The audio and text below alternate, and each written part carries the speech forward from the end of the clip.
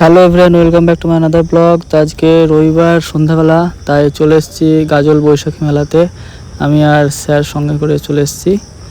তো অবস্থাটা মোটামুটি খারাপ, কারণ বৃষ্টি হয়েছে আগে, তাই প্রচুর কাদা, ওর মধ্যে দিয়ে যেতে হচ্ছে আর কি মেলার মধ্যে।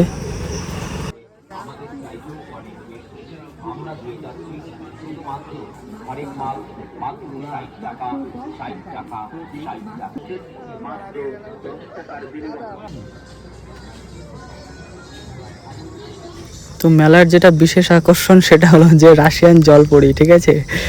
শুনেও অবাক লাগে। তার মধ্যে দোলনা আছে, তার এটা হলো যে নদিয়ার মথুরা কেক, ঠিক আছে? টক ঝাল মিষ্টি খেলাম, তারপরে আইসক্রিম খেয়ে পাঁপড় কিনতে যাব।